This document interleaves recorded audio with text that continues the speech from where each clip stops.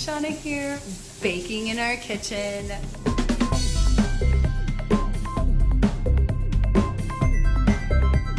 Ella and Steve. That's what I thought I heard her say, but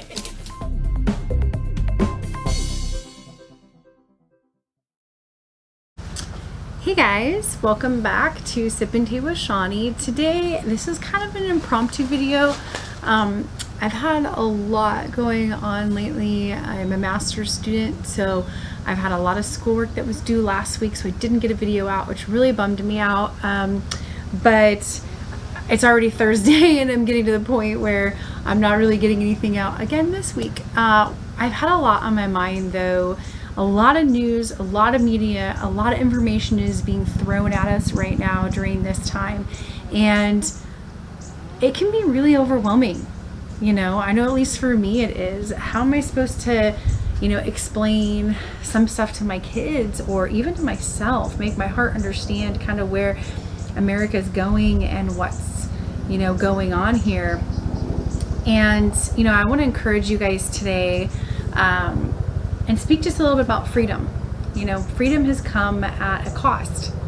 We have amendments in the Constitution, and the Declaration of Independence and all these beautiful, written works from men that sat around for long periods of time trying to come up with laws where the government can't interrupt our republic that we live in, that, society can function together but be free to be able to speak and to be able to congregate and to be able to work and pursue happiness. These are all things that we are guaranteed by these documents that America is founded on. And there's so much turmoil right now going on because there are those who feel like everything is put out there to protect the less fortunate, and meaning someone who is elderly or sick, with an autoimmune disorder of some sort. And also, those who are saying, my family is starving, I've lost my business, we need to go back to work. And, from a personal opinion, I don't have COVID or Corona. I don't know anyone personally who has had it. And I understand that that can be very trying, very miserable, and something that is astronomically hard to put your head around. I know that can be sad, and I don't for one moment believe that it is easy. In the beginning, I sat around going, okay, I get this, I don't understand. I'm not a scientist. I'm not a doctor. I don't understand the fullness of this, and trying to put your mind around everything. You want to protect your kids. You want to protect you. I personally have an autoimmune disorder. It's not the worst one in the world, but it does make you feel awful, and it has a ton of different side effects and, different ways that it can manifest itself, that it's hard to sometimes diagnose. And so my immune system isn't the greatest, and people get vaccines and things like that theoretically to protect people like me. And in understanding that, I can't ask everyone in this world to cater to me and my needs. I am among the few. I can choose to stay home. I can choose to wear a mask if I go out. I can choose to take precautions above and beyond maybe what other people would take with healthier immune systems. But I don't need someone to tell me to stay home.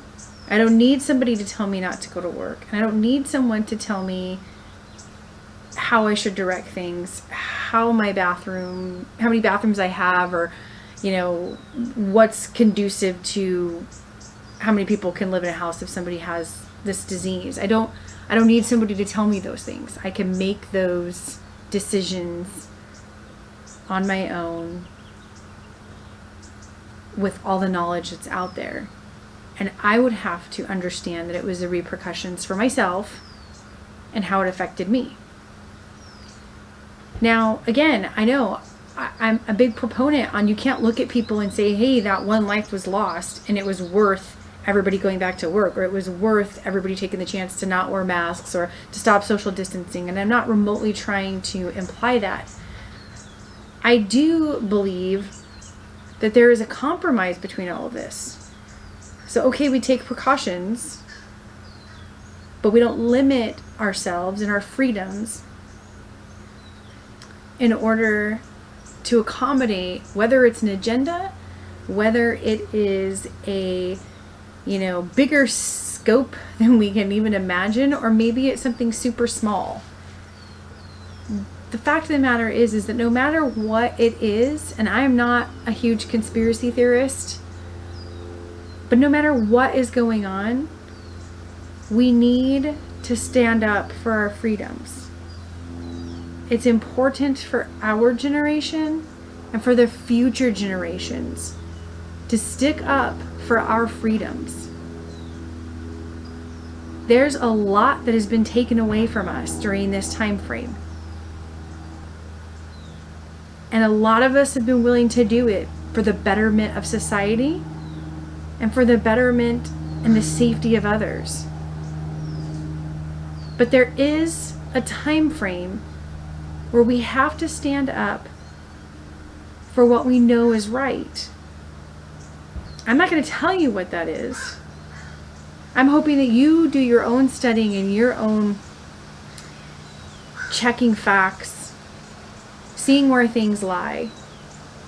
But I want to encourage all of us to remember our forefathers, to remember I don't even know what number it is, millions, hundreds of thousands of people that have lost their lives defending the freedom that we fought for so long ago. I would encourage us to not find more ways to be divided, but find more ways that we can stand together in beating the virus, in beating, communism or socialism, that we can together accomplish what this country was founded on and continues to be some of the main successes. So here I am. I want to give you guys some scripture. As always, we have Galatians 5:1. It is for freedom that Christ has set us free. It's for freedom. He set us free so that we can be free.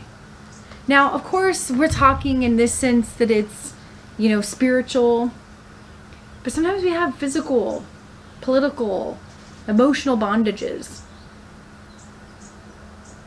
This country was founded on freedom, guys. Let us not take that for granted. Let us not sit by and think that this is just another wave of, happenstance. There are really good people that are trying to make really good decisions, and it's hard to filter out who those people are. The way the media structures things, it's not super unbiased. It's actually quite biased. No matter what news station you're looking at.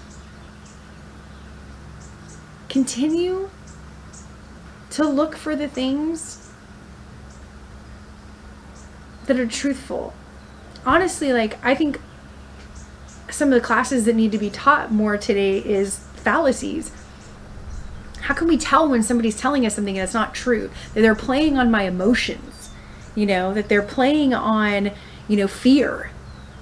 We should never make decisions based off that. We should never make decisions because someone pushed us or made us so afraid that we were crippled. I've been there. I've done that. It's not a place that we want to be. So I encourage you to remain strong, to remember your freedoms, and that in Christ you were made free for those of us who are believers. But continue to persevere, to do the things that are right. Thanks, guys. Till next time.